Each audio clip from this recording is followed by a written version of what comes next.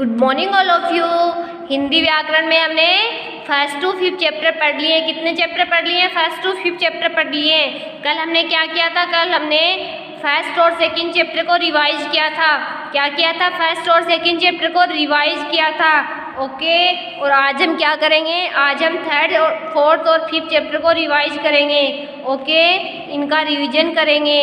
Okay, ये chapter हमने पहले पढ़ लिए हैं, अब हम इनको अच्छे से समझेंगे और इनको अच्छे से लर्न करेंगे और इनके बारे में अच्छे से समझेंगे कि इस चैप्टर में क्या दे रखा है। ओके, तो अब हम करते हैं थर्ड चैप्टर को रिवाइज। ओके, तो थर्ड चैप्टर कौन सा है? शब्द एवं उनके भेद। शब्द एवं उनके भेद। तो थर्ड चैप्टर में किसके बारे में दे रखा है? शब्द। थर्ड चैप्टर में शब्द के बारे में दे रखा है। किसके बारे में? शब्द के बारे में दे रखा है। तो शब्द क्या होता है? सबसे पहले हमको ये देखना है कि शब्द होता क्या है। क्या होता है शब्द? हमको क्या देखना है? हमको ये देखना है कि शब्द क्या होता है, शब्द किससे बनता है, शब्द होता क्या है। ओके, हमको ये देखना है कि शब्द बनता किससे है। तो हमने क्या पढ़ा था? हमने इस चैप्टर में पढ़ा था कि वर्णों का वह समूह है, वर्णों का वह समूह है, वर्णों का वह समूह है जिसका कोई अर्थ हो, जिसका कोई अर्थ हो। क्या कहलाता है? शब्द कहलाता है। वर्णों का ऐसा समूह है, वर्णों का वह समूह है जिसका कोई अर्थ हो। क्या कहलाता है? शब्द कहलाता है। शब्द किससे बनता है? शब्द किसका समूह होता है? शब्द किससे बनता है आपको समझना है। पहले शब्द बनता किससे है? शब्द वर्णों से बनते हैं। किससे बनते हैं? वर्णों से बनते हैं। ओके, तो किससे बनते हैं शब्द? शब्द वर्णों से बनते हैं। ये क्या है? ये एक वर्ण है। मैं एक वर्ण है। ये क्या है? ग। ये भी क्या है? एक वर्ण है। ये क्या है? वर्ण है। और ये भी क्या है? एक वर्ण है। क्या है? वर्ण है। तो हमने क्या पढ़ा था? हमने पढ़ा था कि शब्द किससे बनते हैं? शब्द वर्णों से बनते हैं। किससे बनते हैं? शब्द वर्णों से बनते हैं। तो अब हम ये देखते हैं कि शब्द वर्णों से कैसे बनते हैं। ओके, ये क्या है? ये एक वर्ण है और ये भी एक वर्ण है और ये भी एक वर्ण है। तो हम क्या करेंगे? इन तीनों वर्णों को एक साथ मिलाएंगे। क्या करेंगे?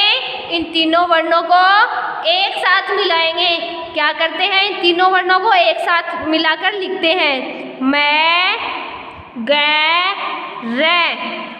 मैं ग र। ये क्या हो गया? मगर। क्या हो गया? मगर। ये क्या हो गया? एक शब्द हो गया। क्या हो गया? शब्द हो गया। मगर क्या हो गया? एक शब्द हो गया। मगर क्या हो गया? एक शब्द हो गया। ये शब्द किससे बना है? ये शब्द वर्णों से बना है। किससे बना है? वर्णों से बना है। जब हमें वर्णों को एक साथ में मिलाएंगे तो क्या बन जाएगा? जब हम वर्णों को एक साथ में मिलाएंगे तो शब्द बन जाएगा। क्या बन जाएगा? शब्द बन जाएगा। जैसे और शब्द बनाते हैं। ये कै। ये कै क्या है? एक वर्ण है। रै। ये भी क्या है? एक वर्ण है। मैं। ये भी क्या है? एक वर्ण है। जब हम इन तीनों वर्णों को एक साथ लिखेंगे, जब इन तीनों वर्णों को हम क्या करेंगे? एक साथ लिखेंगे तो क्या बनेगा? करम। करम एक शब्द बनेगा। ये क्या है? एक शब्द है। क्या है? एक शब्द है। करम एक क्या है? शब्द है। और शब्द किससे बना? शब्द वर्णों से बना। किससे बना? शब्द वर्णों से बना। किससे बनता है शब्द? वर्णों से बनता है। ओके, ऐसे हम और शब्द बनाते हैं। पै। पै क्या है? एक वर्ण है। पै वह भी एक वर्ण है और न भी एक वर्ण है। अब इन तीनों वर्णों को जब हम एक साथ लिखेंगे, एक साथ मिलाएंगे तो क्या बन जाएगा? एक शब्द बन जाएगा। पवन क्या बन गया? एक शब्द बन गया। वर्णों को क्या करते हैं? वर्णों को अलग अलग बोलते हैं, पै वै न। जब ये एक साथ हो जाएगा तो क्या हो जाएगा? एक शब्द बन जाएगा। क्या बन जाएगा? एक शब्द बन जाएगा। तो ये क्या शब्द हो गया? पवन शब्द हो गया। क्या शब्द हो गया? पवन शब्द हो गया। Okay okay. तो वर्णों का जब हम मेल करते हैं, वर्णों के मेल से क्या बनते हैं? वर्णों के मेल से शब्द बनते हैं। क्या बनते हैं? शब्द बनते हैं। ओके। तो उस शब्द के भेद बाद में हमने क्या पढ़े थे? बाद में हमने पढ़े थे शब्द के भेद। क्या पढ़े थे? शब्द के भेद पढ़े थे ना शब्द के भेद। तो अर्थ के आधार पर सबसे पहले हमने किसके आधार पर शब्द के भेद पढ़े थे? अर्थ के आधार पर। अर्थ के आधार पर। अर्थ के आधार पर शब्द कितने प्रकार के होते हैं? अर्थ के आधार पर शब्द 2 प्रकार के होते हैं। कितने प्रकार के होते हैं? 2 प्रकार के होते हैं। पहला कौन सा होता है? सार्थक शब्द। पहला होता है सार्थक शब्द। दूसरा कौन सा होता है? दूसरा होता है निर्थक शब्द। दूसरा कौन सा होता है? निर्थक शब्द। हमने इस चैप्टर में क्या पढ़ा था कि अर्थ के आधार पर शब्द 2 प्रकार के होते हैं। कौन कौन से होते हैं? सार्थक शब्द और निर्थक शब्द। अब आपको ये जानना है कि सार्थक शब्द कौन से होते हैं और निर्थक शब्द कौन से होते हैं। क्या जानना है? ये जानना है कि सार्थक शब्द कौन से होते हैं और निर्थक शब्द कौन से होते हैं। ओके। तो सार्थक शब्द कौन से होते हैं? जिनका कोई अर्थ हो। हमने पढ़ा है जिनका कोई अर्थ हो वो क्या होते हैं? वो सार्थक शब्द होते हैं। जिनका कोई अर्थ हो वो सार्थक शब्द होते हैं। जैसे घर, फूल, बर्तन। ये क्या है? ये सार्थक शब्द है। ये सार्थक शब्द क्यों है? क्योंकि इसका कोई अर्थ होता है। इसका कोई अर्थ होता है। और निर्थक शब्द कौन से होते हैं? निर्थक शब्द वो होते हैं जिनका कोई अर्थ नहीं होता। कौन से होते हैं? जिनका कोई अर्थ नहीं होता। जैसे रग, ये ऐसा शब्द है जिसका कोई अर्थ नहीं है, तो ये क्या है? निर्थक शब्द। नत्रब, ये भी ऐसा क्या शब्द है? ये भी ऐसा शब्द है जिसका कोई अर्थ नहीं है। नत्रफ क्या है? जिसका कोई अर्थ नहीं है। तो सार्थक शब्द वो होते हैं जिनका कोई अर्थ होता है और निर्थक शब्द वो होते हैं जिनका कोई अर्थ नहीं होता। ओके। तो समझ में आ गया सार्थक और निर्थक शब्द कौन से होते हैं? सार्थक शब्द वो होते हैं जिनका कोई अर्थ होता है और निर्थक शब्द वो होते हैं जिनका कोई अर्थ नहीं होता। ओके। सेकंड हम देखते हैं प्रयोग के आधार पर शब्द के प्रकार। किस पे देखते हैं? प्रयोग के आधार पर।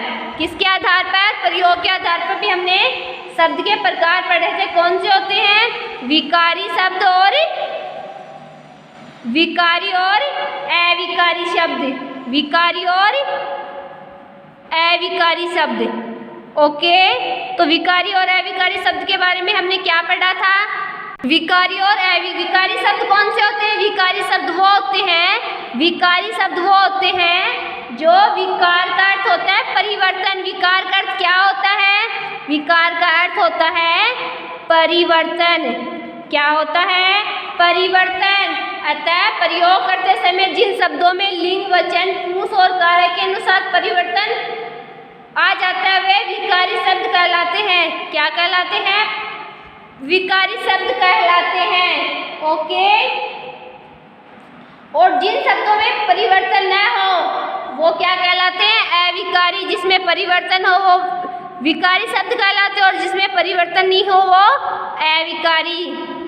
इसमें क्या होता है? परिवर्तन नहीं होता है।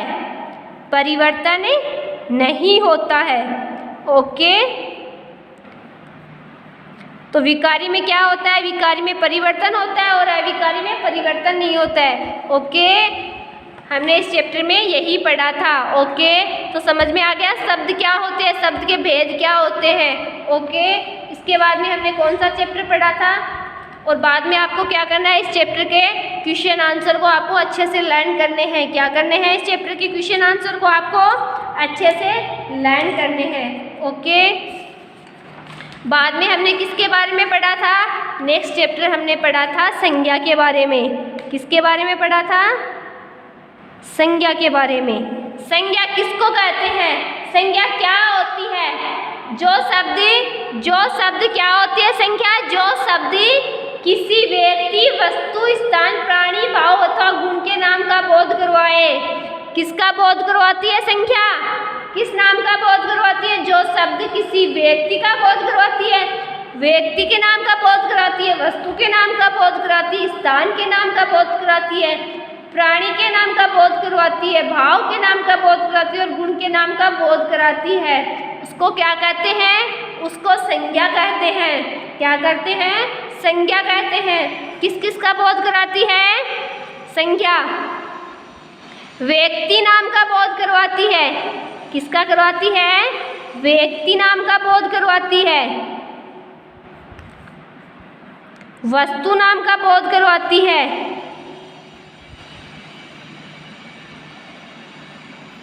स्थान नाम का बोध करवाती है।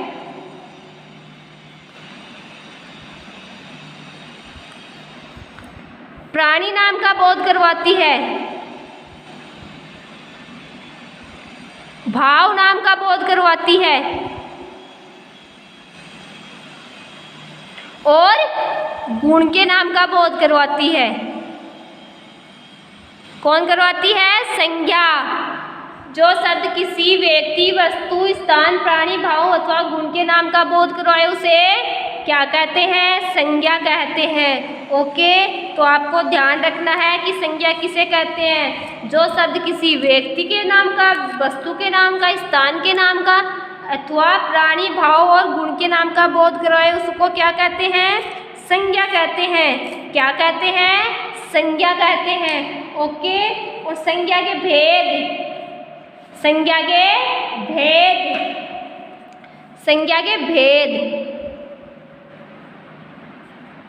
ये चैप्टर हम पहले पढ़ चुके हैं। आज इसका हम रिवाइज कर रहे हैं, इसका हम रिवीजन कर रहे हैं। संज्ञा के 3 भेद होते हैं। कितने होते हैं? संज्ञा के 3 भेद होते हैं। पहला भेद कौन सा है? व्यक्तिवाचक संज्ञा। कौन सा है? व्यक्तिवाचक संज्ञा। दूसरा जातिवाचक संज्ञा। जातिवाचक संज्ञा। तीसरा भाववाचक संज्ञा। तीसरा कौन सा है? भाववाचक संज्ञा। भाववाचक संज्ञा। ये क्या है? ये संख्या के भेद है। भाववाचक संज्ञा, तो हमको ये देखना है कि व्यक्तिवाचक संज्ञा में क्या होता है? किसी व्यक्ति, वस्तु या स्थान विशेष के नाम को क्या कहते हैं? व्यक्तिवाचक संज्ञा कहते हैं। किसको कहते हैं? किसी व्यक्ति का नाम, वस्तु का नाम या स्थान का नाम को क्या कहते हैं? व्यक्तिवाचक संज्ञा कहते हैं। इसमें किस किस का नाम आता है? व्यक्ति का नाम, वस्तु का नाम और स्थान के नाम को क्या कहते हैं? व्यक्तिवाचक संज्ञा कहते हैं। ओके, हम ये पहले पढ़ चुके हैं, आज हम इसको रिवाइज कर रहे हैं। और जातिवाचक संज्ञा, जिन शब्दों से संपूर्ण जाति का बोध हो। किसका बोध हो? जाति का बोध हो। संपूर्ण जाति का बोध हो उसको क्या कहते हैं? जातिवाचक संज्ञा कहते हैं। जातिवाचक संज्ञा किसको कहते हैं? जिन शब्दों से संपूर्ण जाति का बोध हो उसको जातिवाचक संज्ञा कहते हैं। और भाववाचक संज्ञा किसको कहते हैं? किसी भाव, प्राणी, वस्तु के गुण, दोष या दशा का ज्ञान कराने वाले शब्दों को भाववाचक संज्ञा कहते हैं। किसको कहते हैं? ये गुण बताता है, दोष बताता है, दशा का ज्ञान बताता है, उसको क्या कहते हैं? भाववाचक संज्ञा कहते हैं। ओके, तो आज हमने क्या पढ़ा? आज हमने संज्ञा व शब्द के बारे में पढ़ा। ओके, तो आपको क्या करना है? 3rd और 4th चैप्टर को अच्छे से रिवाइज करना है, उसका रिवीजन करना है। ओके, तो आप क्या करोगे? उसको अच्छे से पढ़ोगे, उसको अच्छे से समझोगे और उसके क्वेश्चन आंसर को क्या करोगे? अच्छे से लर्न करोगे। क्या करोगे? उनके क्वेश्चन आंसर को अच्छे से लर्न करोगे। जो चैप्टर आज हमने पढ़ा है शब्द और संज्ञा के बारे में, उनको अच्छे से पढ़ोगे, उनका रिवीजन करोगे और उनको अच्छे से लर्न करोगे। क्या करोगे? उनके क्वेश्चन आंसर को भी अच्छे से लर्न करोगे। ओके ओके बच्चों, तो आप उनको अच्छे से पढ़ लेना, उनको अच्छे से रिवाइज कर लेना, उनके क्वेश्चन आंसर को अच्छे से लर्न कर लेना। ओके ओके बच्चों, आज के लिए इतना ही काफ़ी है। कल हम पढ़ेंगे नया टॉपिक। ओके, थैंक यू बच्चों।